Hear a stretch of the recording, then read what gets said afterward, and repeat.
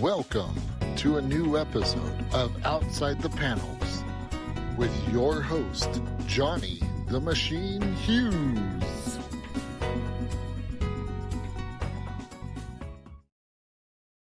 Welcome to an episode of Outside the Panels. I'm your host, Johnny the Machine Hughes, and yes, in the England it is sunny. Check it out. You can actually see sunshine too. They don't just keep me locked up in a cupboard doing these things. No. All right. Today I have got for you a writer who has got the fourth of a 4-part miniseries coming out this week. Here to talk about it is the fantastic Mr. Danny Baram. Danny! Hey, thank you so much for having me. This is really exciting. Oh, wow. You haven't heard the jokes yet. Trust me. That excitement might go. You never know. I see you sporting your own Halloween team t-shirt there. Gotta, promote the book. I got some t-shirts. You can actually get a t-shirt if you want. Designed by humans on their website. They've got them. So if you need a good Halloween accessory, check them out. What more can you say? What more? I'll tell you what, let's have a look.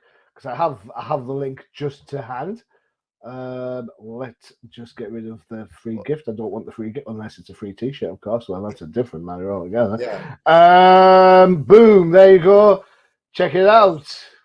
Thank you. Yeah, we had such a good logo designed by our artist Matt Schultz that felt like, hey, we should sell these, So join the team. Join the team. Oh. There's men's shirts, women's shirts, unisex shirts. I think there's like coffee mugs, so we've got everything. Oh man, I think I like the grey one. The grey one does it for me. I think. Nice. That's tight. It kind of ties in with the book too, because in the book, it sort of came from the idea in the book.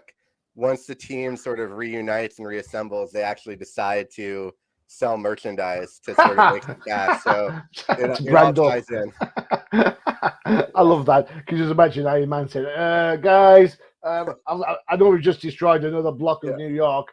I think I need to sell some teas to pay for that. The Avengers are making some pretty good amount of money from their t-shirt sales in the Marvel universe. So. Oh, bless. All right, enough Marvel shenanigans. We talk about your book, Halloween Team. Yes. So this is kind of how I looked at the most recent issue, and I kind of looked at it and I thought, oh, is it like Buffy-esque? Is it a little bit Titans with some Raven and Brother Blood stuff going on? I'm like, what's going on? So you tell me. Let's hear it from the horse's mouth. What was the idea? Why? How did you come up with this idea for this book? Yeah, it's funny because some people just look at the logo or the covers really quick and they think that it's more of a kid book, but it's pretty like PG-13. It's definitely in the vein of things like Buffy, Stranger Things, if you're into that. My wife is, and everyone tells me I should be, which is like my spider sense for the more people tell me something's good for me. Yeah, I'm not doing it. Yeah, I ain't going jogging. I don't care how good it is. But yeah, it's like a spooky adventure. It's got a little of everything. It's got action, comedy, romance, and definitely some horror elements as well. So something for everyone. And that's why, it's an indie self-published book, but we really feel like it's sort of a mainstream book too, because it's got a lot of appeal, I think, to different types of people. So I hope everyone will check it out. The premise of the book is basically, these kids who, as kids, they were in this small town. They sort of found each other. They were kind of misfits. They all loved horror, scary stories, and they find each other and become friends, and they start solving mysteries in their small town of Greenwood, Massachusetts. And they start actually realizing that there's like monsters and, all kinds of supernatural stuff going on in their town. And they form this sort of kid team of mystery solvers. And now, however, it's 20 years later. They're in their 30s. They're adults. They've gone their separate ways. And now, after all this time of being apart, they reunite to solve a new mystery that brings them together. So it's sort of a fun combination of different stories you might be familiar with. But, I think there's something really fun there about looking at this sort of idealized childhood, and can you ever go back to that? Can you go home again? So that's sort of the deeper premise of the book. These young adults trying to figure out what are they doing with their lives, and can they get together again and sort of recreate some of the magic of their childhood. It's interesting. All you're missing is a dog. You need Yeah. you need Scooby-Doo in there. Yeah. And this cover that you have up too or this poster that we put together, I really love it because it's sort of in one image kind of encapsulates the whole premise of the series really well. Again, our artist Matt Schultz is so good. So give us a rundown. Who's who? We'll start. Where should we start? We'll start at the far left with the gentleman in the very muscular gentleman with the yeah. top. So we've got Chuck, who he and Ruby, who's on the opposite end. It's funny, they were both kind of these quiet kids who found each other, and eventually as adults they're married, and they're sort of they've become really confident, thanks to each other. And Chuck was actually sort of this pudgy kid who's now this big dude. He's a pro wrestler, he's a luchador, and he's found some level of success with that. But now he's starting to think, he's getting into his 30s. He's like, all right, maybe I'm going to settle down, quit this life on the road. And Ruby has become this very successful sort of, computer hacker. And she's sort of the brains of the team in a lot of ways. And so together, they sort of represent that stage in life of like, they're married, they're, potentially going to have a kid. And, it's sort of that thing in your 30s, especially nowadays, where, you've got friends on all ends of the spectrum. And so they sort of represent that like kind of more adult tier of people, millennials in their 30s. Then you've got Casey, the blonde woman, who she's really interesting. She's one of my favorite characters, I think, from this book. How so? She has some dark secrets that are sort of at the center of the plot here. And, as a kid, she was sort of like the wannabe goth, shopped at Hot Topic too much girl, who now as an adult is actually, become a true practitioner of magic. So she's not messing around. So she actually knows, she's sort of the John Constantine of the team in a way. She can actually do magic, and she's gone and studied with these people all around the world, and she's sort of the powerhouse in a lot of ways of the team. But a lot of that was driven by certain events that happened in her childhood and teen years that you learn about as the book goes on. So there's some kind of darkness to her, some mystery to her. And again, we learn more about that as the book goes on. And then in the middle. Yeah, Tommy is sort of the gateway character to the book. So the first issue is really focused on Tommy, and he's sort of the guy who stayed behind in his small town. He's never quite grown up. He pines for the days of Halloween team when they were kids, and wishes that they could somehow go back to those days. And he's still out there kind of, not solving mysteries, but thinking of all the mysteries that he could be solving if only he had his team with him. And he's sort of, working this white collar job, at a, this very boring job. He's at a cubicle every day in an office, and he's daydreaming all the time of his childhood and wondering how he could ever go back to that, and missing his friends. So he's sort of the gateway character into this whole thing. And certainly I put a little bit of myself into Tommy. People that read it sometimes ask, is it just me? And I would say not exactly, but that's the character that I sort of put probably the most of myself into. So there's a little bit of that element there.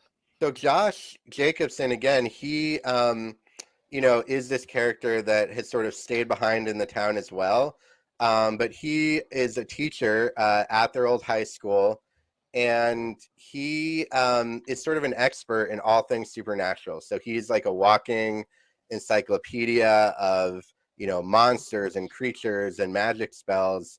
And he's kind of a geeky, awkward guy. So, he's the kind of person that really benefits from the team reuniting and, getting some boost in his self-confidence. But he's a longtime friend of Tommy, and the two of them in issue number 2 sort of reunite after not having seen each other in a while and have this really fun adventure in their old high school.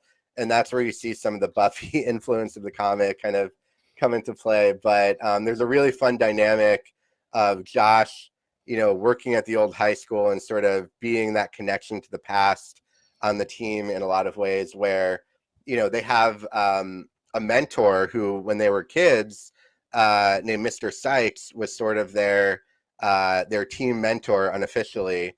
And he, comes into play in the story as well. And Josh is sort of the connection to that world. So, it's really an interesting dynamic. And, I really tried to, again, sort of thinking about like the millennial generation. And, when you're in your 30s these days, there's sort of that weird thing of like, you have some friends that are married and have kids and are true adults, and some people that are out partying every night and never really grew up. And it's sort of trying to capture a little bit of that dynamic where if you're sort of in the middle, like say maybe Tommy is in some ways, you're sort of looking around at your friends and like, where do I fit into this? Yeah. Am I doing what I should be doing? Have I, matured enough in life? And there's always that kind of question. And that's sort of a big theme of the book. So, so we mentioned at the top Buffy, some Raven with the Titans element on there. I mentioned Scooby-Doo quite glibly, admittedly, but still. Yeah. What can I say? Ghosts. Ghosts. There's some references to Scooby-Doo in there because it's definitely not lost on me. But so what was your inspiration then? Have you been a comic book fan for a while? What got you into comics in the first place? Yeah, I'm a pretty hardcore comic fan. I've been a fan since I was a young kid. For me, it was, I've said this before, but I grew up in that era of the death of Superman in the 90s.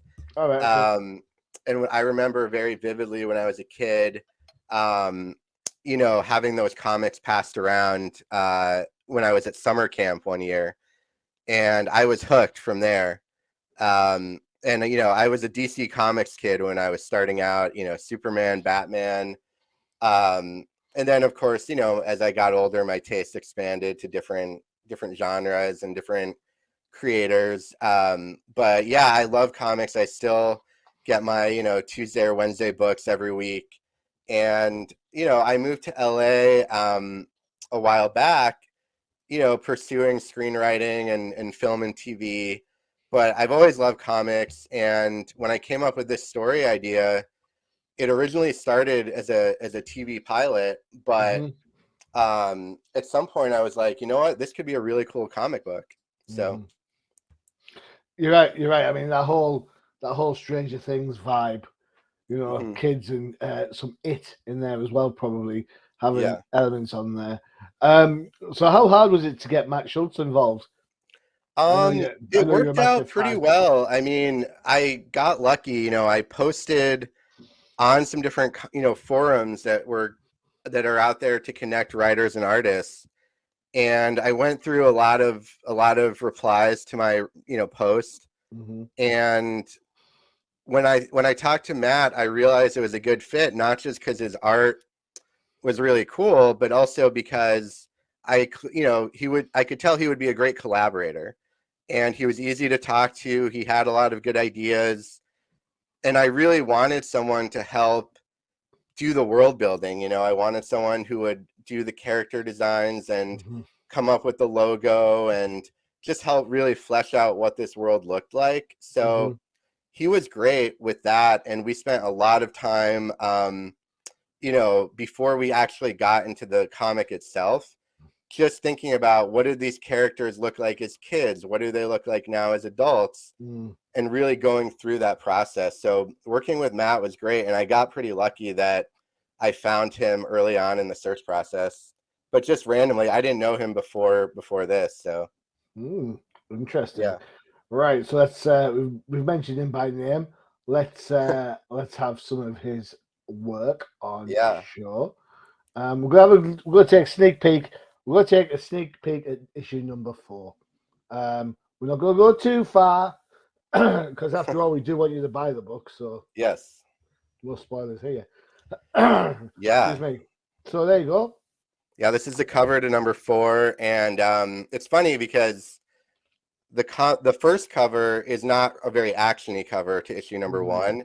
It's more kind of a moody cover, and the book itself is not like super high in action, but it escalates with each issue. So by the time we're at number 4, we're in the end game. There's a lot of action, and so this is like a very fun, just actiony, superhero-y cover that was a bit different than anything that Matt had done previously. So this was a lot of fun as a longtime superhero comic fan to see him do this kind of cover for the book. So I love the lightning effects and all that. So I really thought it was cool. It's interesting how you talk about how the action grows as each issue goes Mhm. on, because that's essentially the Death of Superman story, isn't it? If you Yeah. cast your mind back, the first issue is just a regular comic book, and then the panels get bigger and bigger and bigger. Oh, yeah. and that's how the kind of pace Yeah. that story out. It's very episodic. So like the first issue is sort of a story really about Tommy, and he goes on a date that turns into a mystery, and there's some romance, some mystery in there. The second issue is this adventure in their high school. The third issue, you're sort of learning more about what's really happening here, and the mystery starts getting unraveled a bit. And then 4, like I said, is that big actiony blowout. So it really sort of escalates as it goes on, but it was kind of fun to have each issue be a little bit different tonally from the one before. And then is it the next page that's turn up? Ta-da! There you are, to save the day. Excellent. Yeah. So you mentioned that it's not all ages by any shape or form, no matter how the cartoony elements of the characters work on there. There is some foul language in there, which There is a little bit. Just some strategically placed F-bombs. So when you're dealing with the devil and the such, I'm sure you need to really have a word with them and stuff, Yeah. And this page is fun because anyone that knows me knows I'm a big pro wrestling nerd. So there's definitely, not only is Chuck a luchador, but there's some fun little wrestling references pretty much in all of my writing, but there's definitely a couple scattered here, and this is a fun one on this page. If you can't see it, it's a little reference. Oh, I can see it. The Undertaker. I picked it up. Don't worry. Yeah. I personally am a Bret the Hitman Hart fan. So, oh yeah, of course. So, the excellence of execution. Yeah, the best there was, the best there is, the best there ever will be. Exactly. The period. There you go. Thanks very much. She never made him a heel. But yeah, there's I don't want to spoil too much, but as the book goes on, you start to learn, the main sort of antagonist of this book is a sort of evil cult that has taken root in the town of Greenwood, and their roots sort of go deep and have some connections directly to some of the characters. And so, they start unraveling the mystery of this cult, and it gets pretty interesting, I think, in terms of how they're connected to Tommy and other members of the team. And that's one interesting thing about the book too is, there's a mystery that starts out in the first issue of Tommy goes on this date with this girl named Laura. And as you're reading the book, intentionally, we wanted you to kind of wonder, like, who is this girl? How is she connected to the rest of this story? And you got to kind of keep reading because at the end, it all comes together. But that's there's a couple different threads in the book that end up all being sort of connected. And by the end of issue 4, we sort of tie it all together. But we wanted to keep that sense of mystery throughout the book. Interesting. So, you're not just playing for the 4 issues. You are playing for the longer haul. And I think I've been lucky enough to read issue 4, and it has. Yeah. I'm gonna. I'm going to say this. I mean this as a compliment, so please don't take it any other way. Yeah. It has, when it comes to the pacing of the story, it feels a little bit Smallville. What I mean about that, if you remember the later seasons of Smallville, predominantly. Yeah, I did. I was a fan of Smallville, and I hadn't actually thought of that until now. But they have like the big, yeah. they have the big fight scene, and then the big action kind of ends on like the half-hour mark, and then you get like 10 minutes of G Lana. I'm yeah, really sorry. I think. Well, you know, like I said, and that is this issue kind of reads a little bit like that, in that you have that kind of crescendo, and then you kind of start building for the next one. I think it's clever. That way you're keeping the. No, thank you. I think you're keeping the reader up to date with the action, but then by going back to that kind of more conversational pace, you set yourself up for the next one. And you also remember in the earlier issues when you had the kind of the build up rather than the actual. Yeah, you know, I said like I do have that background in film and TV writing, and it's funny because I think a lot of my TV and film scripts have a lot of that comic book DNA in them because I've grown up, you know, my whole life reading comic books. And I think vice versa, as I've now gotten into comic books, there's definitely that TV DNA in some of the comic stuff that I've been trying to write. You know, and I really like that pacing of, you know, building and building and building. You know, if I was doing it, you know, if it was a different story, I might try to write it in a more traditional sort of comic book format. But I think with this story, it lends itself to that sort of TV episodic feel of sort of slowly drawing you into this world. And I always admire too, I feel like there are in recent years comic book writers, you know, I'm a huge fan of like Brian K. Vaughan, one of my favorite writers and inspirations, who I think brought some of that kind of film and TV pacing to the comic book writing they do in things like Saga and Why the Last Man. And so I try to, you know, that was a big influence on me as well. You know, I love the way that writers like him bring that sort of cinematic or sort of TV sort of sensibility into their comic writing. So I definitely was thinking of that too. I mean, for me, I think people like Jeff Loeb have to be up there. Jeff Loeb's the kind of guy who can pull out the Long Halloween and then go and do Heroes, and you're like, what? Same guy? Really? Oh yeah, I love the Long Halloween. So maybe subconsciously that was an influence too, but I didn't even think of that until now. But I'm like a savant. What can I say? I mean, a savant.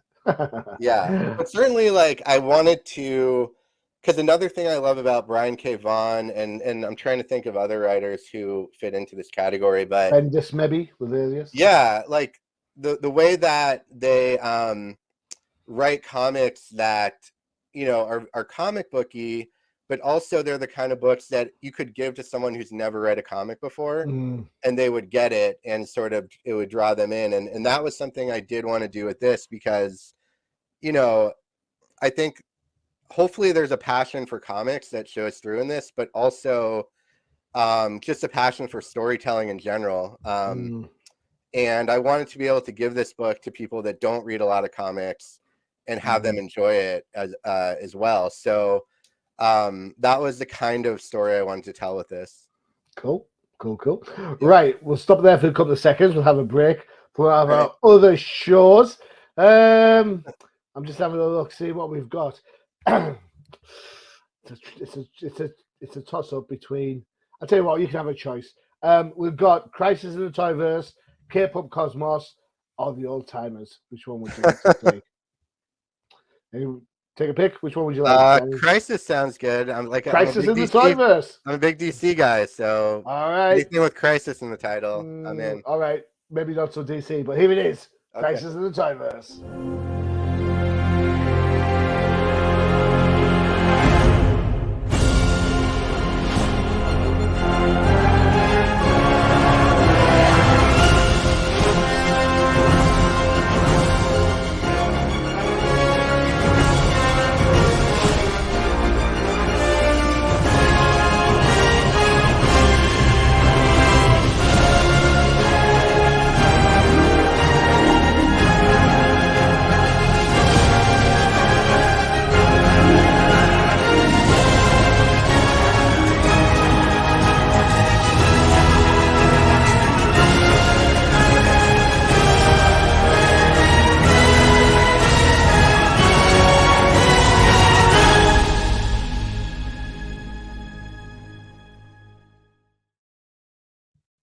go. Crisis in the Toyverse for all you figure fans.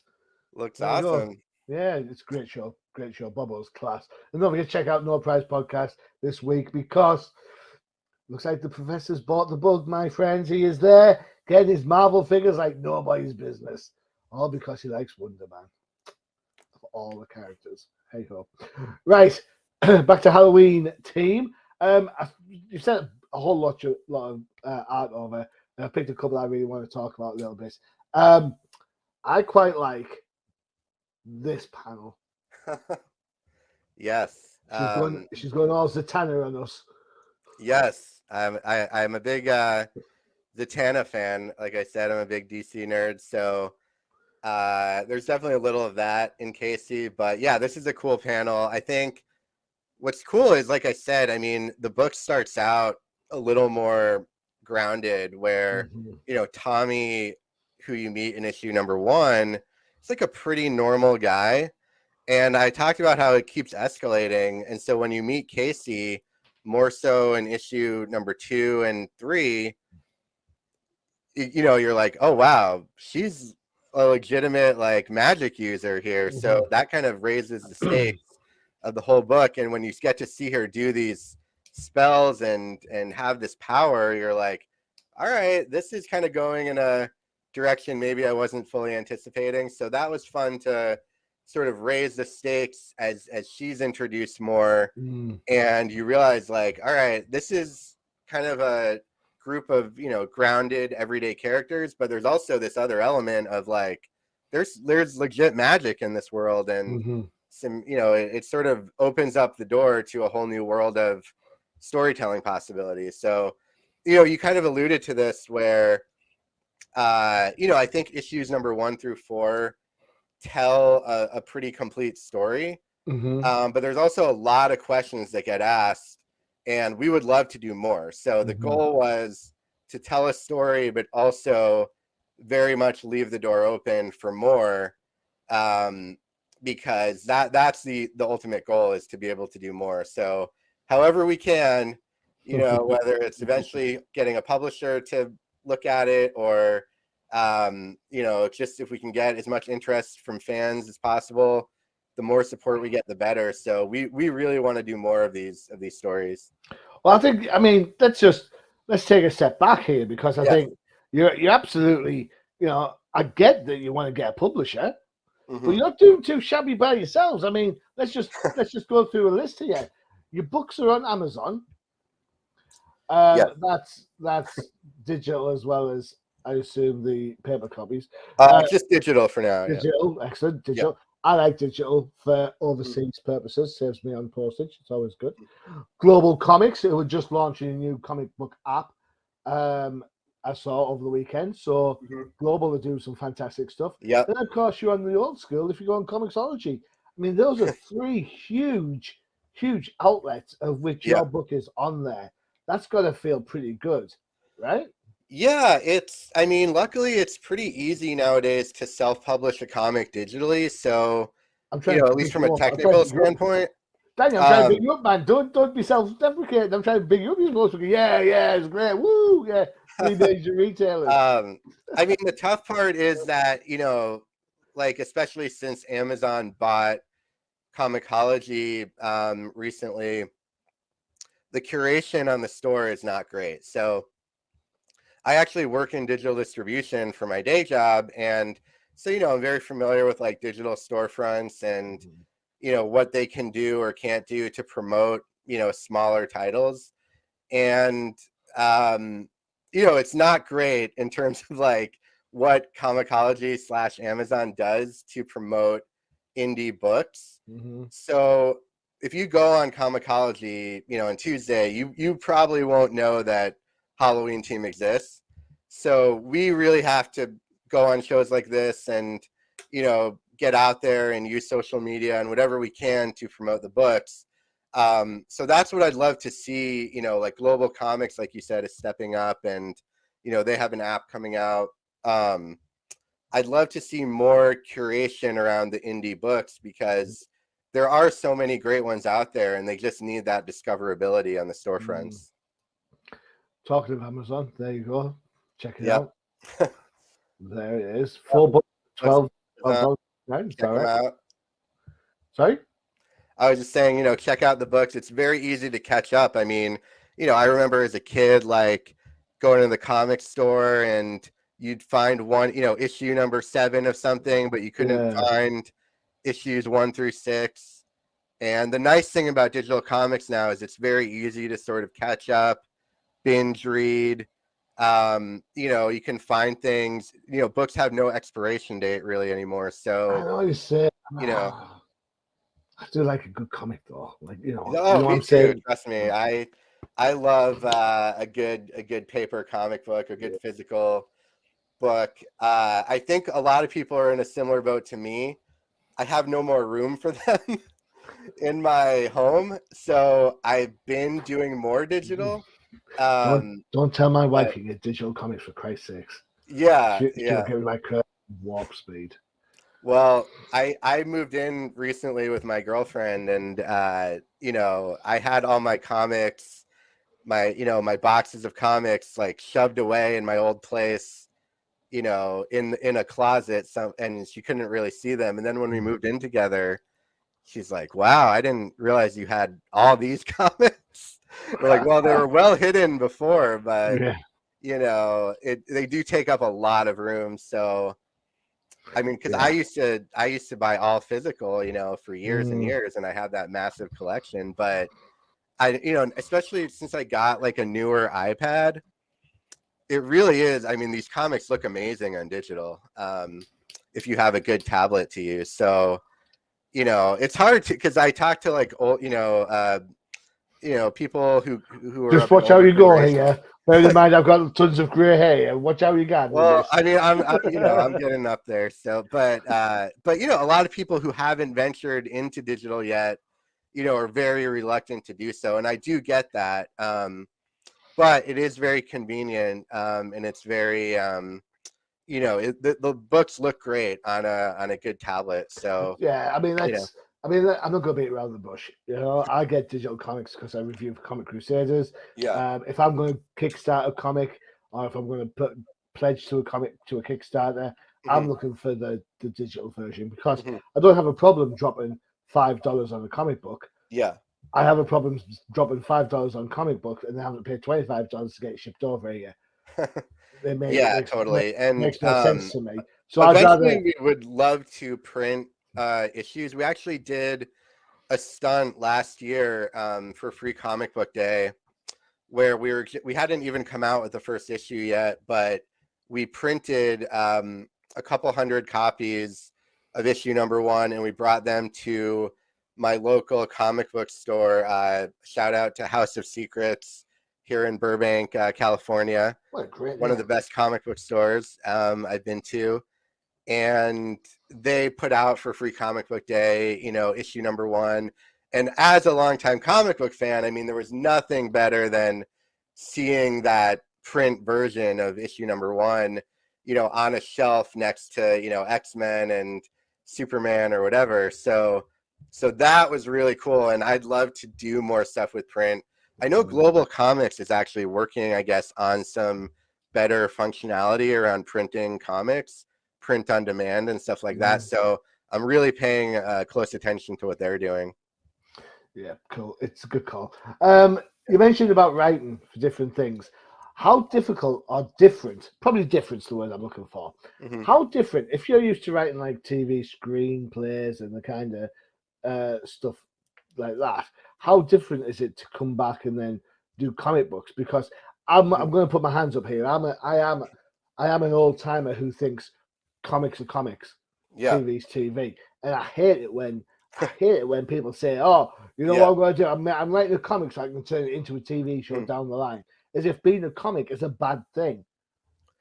Yeah, I mean, being a comic is a good thing. Yeah, I agree. I mean, and I'm here in Burbank.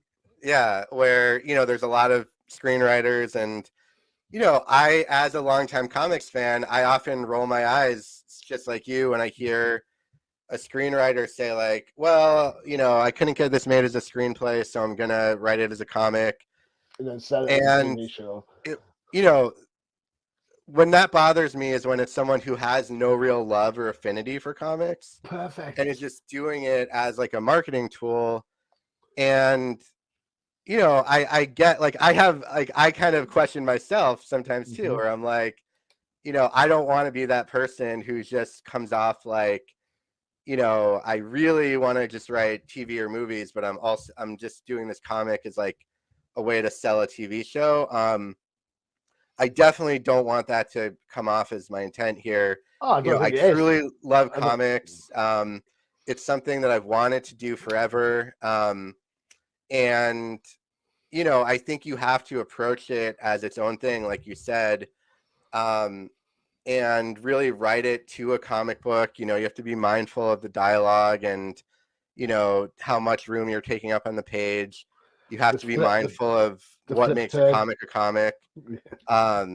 Exactly. But, I think there is crossover, and some of the skills that you learn as a TV writer do apply to comic books. And writing is writing in some respects, where you become a better storyteller the more you write, regardless of what medium it is. So I think writing in one medium certainly helps you grow in all mediums. Okay. But I agree that you have to have that love and passion for comic books, and people can tell if you're sort of approaching something cynically. So I try never to do that with anything that I'm writing. You make me laugh when you say writing is writing. Yeah. That's like saying football is football. You try telling me the USFL is any as good as the NFL. And I'll say, football isn't football. Oh yeah, no, that's true. I mean, yeah. I mean, look, like I said, there's different. I am joking. Yeah. I'm joking. It's fine. No, yeah. I mean, there's different skill sets that you use in each medium, but I think for any writer out there that's listening, you got to write. So you've got to just think about storytelling, but you've got to know the medium too. So you've got to know, it's the same thing when you're talking about like a movie versus a TV show. Writing a movie is a much different enterprise, and you have to think about the story differently. And you can see now in the world of Netflix and streaming where there's a lot of shows out there that are essentially just a movie broken into 6 parts. And sometimes that doesn't work well, it doesn't translate. And it's similar when you're thinking about a comic book versus a screenplay. You can't exactly translate it. You've got to think about what makes a comic book a comic book. So things like, I mean, let's just build into this, because I think you've hit the nail on the head there, Dan. I think the way it works is like a movie is 2 hours long, one piece of story, absolutely done. TV shows can tell that story and then build on it because they've got more episodes, more airtime. So I suppose the prime example for me in this are things like Highlander, the movie, versus Highlander, the TV show. The Highlander movie, an hour and a half of decentness, it's all fun. But the TV show could take it in different directions, which you're not going to get in the movie. So are you writing for the short term? Or are you writing for the long term? Same with comics, you've got to think about the transferable skills. Things like, where's my camera angle going to be? Am I looking at characters from this angle, from that angle? I want to make sure that dialogue always reads left to right. So I've got to keep the characters at the same side. So where's the and all that sort of stuff. So there is a other than the storytelling, there is still technical aspects that are kind of built into each medium that you have to respect in order to get the job done correctly. And the thing with a comic book too is it's really a one-to-one collaboration between the writer and artist. So you've got to work really closely with the artist, you can't say one-to-one. There's colorists, there's letterists, there's in this case it was one-to-one because Matt was doing everything. So I know that's very unusual. But so sorry, one-to-one in some cases might not be accurate. But I guess the point is, like, it's a collaboration between writer and the team of artists, if you have a team. And so you've got to really work with them. And, I think every collaboration is a little bit different in terms of who exactly does what. You go back and you hear about the history of, like, how did Stan Lee work with Jack Kirby and his Marvel artists? Like, that was very different than how other writers and artists work together, right? So there's always going to be a different dynamic depending on the team, but I think you've got to have that collaboration. Like, you can't just work in a total vacuum. So like with myself and Matt, you know, we had so many emails back and forth about the issues and like what looked right, what didn't, what worked, what didn't. How did we envision a page to look, a panel? So I was really lucky to have that great collaboration with Matt. And as a writer of comics, you still have to really think like an artist too, because you're still staging everything visually. So there is that similarity, I think, to film and TV, where you're sort of writing like a roadmap for somebody else to go and utilize, versus if you're writing like a novel, you're really more writing in a vacuum. But Yeah. I think a commonality that film, TV, and comics have is you're writing almost like an outline for other people to take and make and do something with it afterwards. Okay, cool. I suppose my last creative type question then. What sort, when it comes to comic books, what sort of writer are you? I always think that writers tend to be, by default, mini editors as well. Yeah. Because it's like you put your heart and soul into the script, that goes off to the artist sends back their heart and soul and what you've got, and then you look at it, you think, yeah, does it work? Does it not work? How can I tell them? How can I tell them? Yeah. Or, you know, so are you kind of, or you take, or just say, right, free reign, off you go, knock my socks off? Yeah, I mean, because we're just self-publishing this comic, we didn't have another editor, so like I was basically the editor. So I was doing like the spell checking and the, you know, occasionally there would be a panel that just felt a little off and for some reason that I would go back to Matt and say like, hey, can we smooth this out a little bit? But luckily we worked so closely together, you know, in the course of making each issue, that there wasn't a ton of like editing after the fact that had to happen. But yeah, I mean, you know, I actually, as a writer early on, I was really into, you know, I love comedy, and I was doing a lot of like sketch comedy and stuff like that. That's hard. And that's hard. Yeah, but I also love sci-fi and genre and horror. And so at some point I started combining the two and realizing that was working pretty well. And so I really admire, I mean, I love all kinds of writers, but I try to a little bit pattern myself after those writers who can combine big ideas with, you know, banter and comedy. And I think in a weird way that sometimes makes the characters more human and grounded, because I think about real life and I'm always joking with people and having, you know, we're not serious all the time. Like in real life, we joke and we banter and we make fun of people and stuff like that. And so to me, it makes sometimes a comic oddly feel more grounded if there is some of that humor in it. So, you know, I mentioned Brian K. Vaughan. A writer who I really like, who's like current, is Kelly Thompson, who's been writing. I love Kelly Thompson. I've interviewed Kelly Thompson. That's so cool. Yeah, I'm so excited that she's doing Birds of Prey. Well, I'm excited she's doing the Birds of Prey. I'm sorry she's leaving Captain Marvel. Yeah. Captain I just Marvel read is the the best book. final issue. Is the best book Marvel consistently put out there.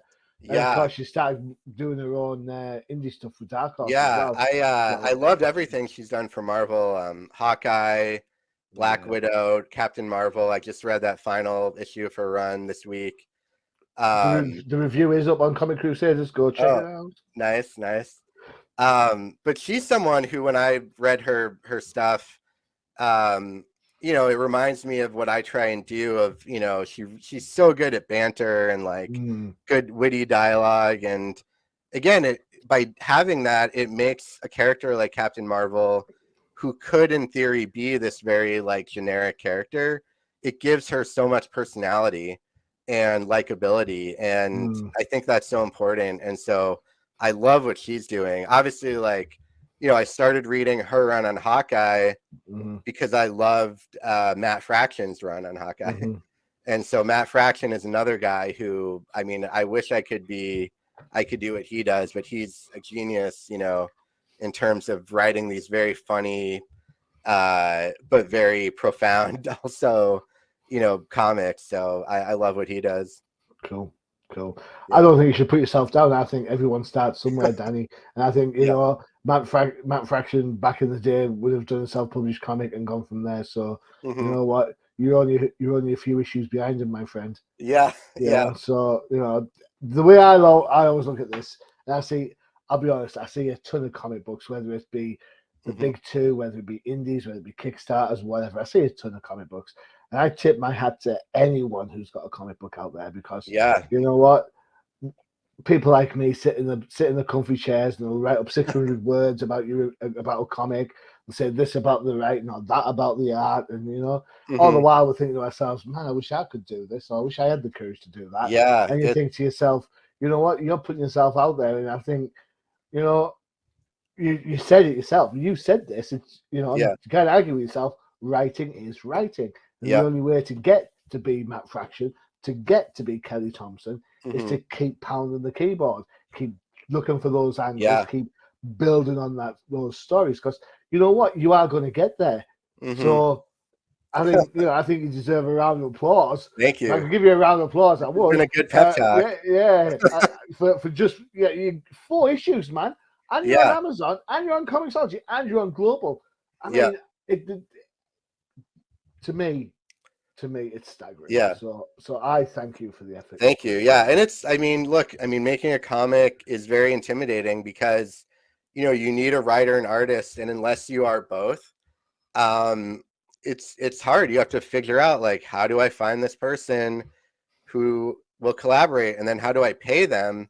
Mhm. Which is, even if you find someone who's very reasonable in their rates, as Matt was, it's expensive. Mm. And so, people do Kickstarters, people do, for me, I just kind of kept putting aside a little money. And for a while, I didn't, the reason I didn't do a comic earlier in a lot of ways was because it was just such a brick wall of Mm. how do I do this? How do I afford it? How do I make this happen?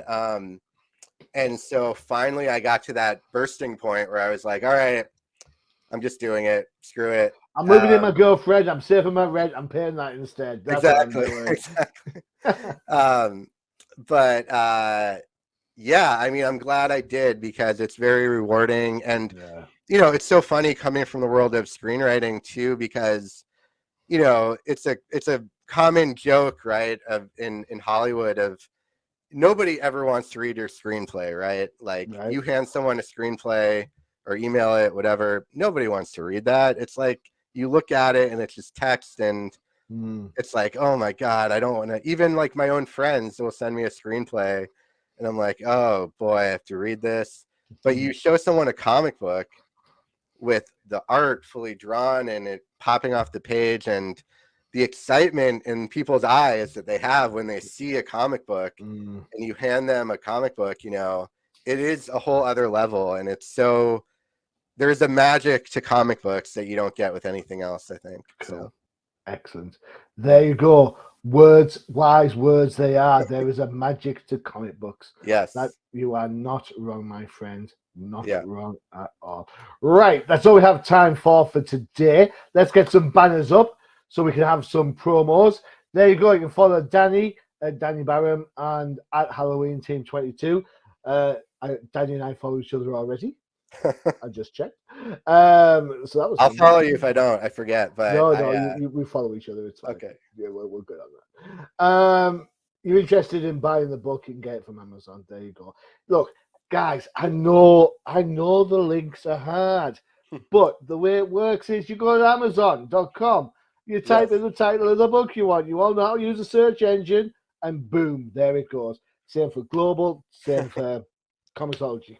Yeah, you can always Go to just the search website. for Halloween Team too. Just type And the- this is one of the funny things about this book is when I was shocked that there was nothing else called Halloween Team already. I was like, you got to be kidding me. Like, this is a great name. Yeah. And so I feel like we really lucked out with this name. So you can type in Halloween Team on Amazon or wherever and it'll come up. So I tell you what, I'll let you a little secret. If you type in Danny's name into IMDb, trying to work out what you've seen his rating on before, Halloween team comes up. It's amazing. Yeah. It's all over the place. And of course, Yeah. if you want to show much support, check out the t-shirts. There you go. Yeah, grab a t-shirt. It's going to be October before you know it. And, this is like a nice low-key way to show your Halloween spirit. So this is by designbyhumans.com. Same again. Go to the search bar, type in what you're looking for, and Bob will be your uncle. And Fanny shall be your aunt, as the saying goes over here. Danny, thank you so much for spending the time. I really do appreciate it. Thank you so much for having me. This is so fun. I love talking about comic books. So very good. Even if I'm not talking about my own stuff, I like nothing more than just nerding out about comic books. So well, keep that in mind for when I need a guest star anytime. Somewhere else. Yes. Certainly more than happy to do that. All right, Danny, you've been fantastic. Thank you so much. Thank you. All really right. Appreciate it. You're welcome. Don't forget to check out UCPM for all your favorite shows. You saw the advert for it earlier, Crisis in the Toyverse.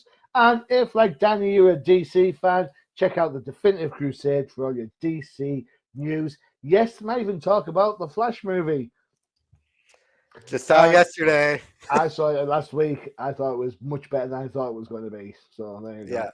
Yeah. And if you're Marvel man, then or girl or person, fine. Check out the No Price Podcast for everything that is Marvel, everything that is MCU, which is hardly anything right now. Although Secret Invasion, trust no one. I'm sure we'll be talking about that soon. Just there. Danny, thanks again. I really do appreciate it. So you've been fantastic. Thank you so much. Thank you, guys. And I've been your host, Johnny Machine Hughes. And as always, adios. Visit undercovercapes.com for the latest and greatest podcasts via the Undercover Capes Podcast Network. Also visit our parent company website, comiccrusaders.com, all about comic pop culture.